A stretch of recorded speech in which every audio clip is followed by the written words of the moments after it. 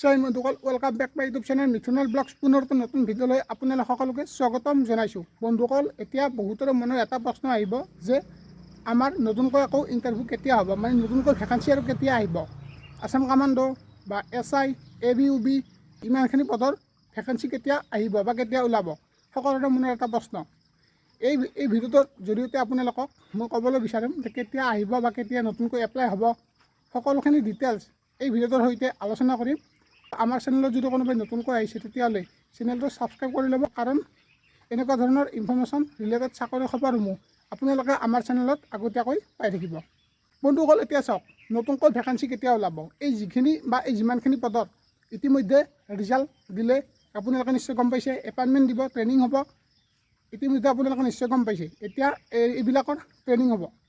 Training ক'ত কেনেকৈ হয়, ট্ৰেইনিঙত কি নিব লাগে, সকলোখিনি ডিটেইলছ এটা ভিডিঅ' মোৰ বনোৱা আছে। তো ডিছক্ৰিপশ্যনত লিংক থাকিব। আপোনালোকে যদি ভিডিঅ'টো চোৱা নাই তেতিয়াহ'লে ভিডিঅ'টো ভালদৰে চাই ল'ব।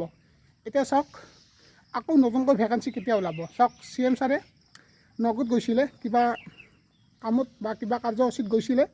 তাত যাওঁতে মানে কেইজনমান ল'ৰাই সুধিছিলে, CM ছাৰক সুধিছিলে যে আকৌ নতুনকৈ ভেকেঞ্চি কেতিয়া আহিব বা কেতিয়া ওলাব। তেতিয়া মামে আকৌ কৈছে যে নৱেম্বৰত ভেকেঞ্চি ওলাব। নৱেম্বৰত ইণ্টাৰভিউ দিবিতো, দৌৰি থাক, প্ৰেক্টিছ কৰি থাক, আকৌ প্ৰেক্টিছ কৰিব কৈছে।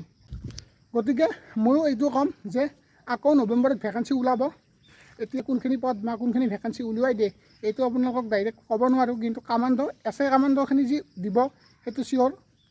আৰু লগতে ABUB থাকিব, কনষ্টেবল থাকিব, আৰু লগতে বহুতকেইটা ভেকেঞ্চি ইয়াতে থাকিব। প্ৰায় 11,000 প্লাছ ভেকেঞ্চি ইয়াতে দেখিবলৈ পাব। গতিকে মই পুনৰ কৈছোঁ, আপোনালোকে এইটো ভুল নকৰিব।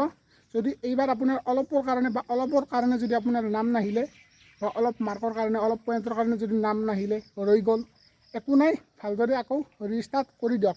মই পুনৰ কৈছোঁ, আপোনালোকক বাৰ কৈ আছোঁ, ৰিষ্টাৰ্ট কৰি দিয়ক। কাৰণ নতুনকৈ এই নৱেম্বৰ মাহতে ভেকেঞ্চি আকৌ আহিব। যিটো মানে আগতে ৰিক্ৰুটমেণ্ট হৈ গ'ল, তাত যিখিনি মানে এটা মাৰ্কৰ প্ৰয়োজন হৈছিলে বা যিমানখিনি কাট অফ গৈছিলে, এইবাৰো যে কাট অফ ইমান যে কম যাব সেইটো তাৰ কোনো মানে নাই। গতিকে আপোনালোকে এটা ভাল মাৰ্ক ল'ব লাগিব। কাৰণ চাওক, এতিয়া কম্পিটিশ্যন হৈ গৈছে। আগৰ যিটো মাৰ্ক আছিলে বা যিটো মাৰ্কত চাকৰি পাইছিলে, তো এনেকুৱা নহয়, এতিয়া সম্ভৱ নহয়। গতিকে এটা ফিজিকেলত ভাল মাৰ্ক উঠাব লাগিব।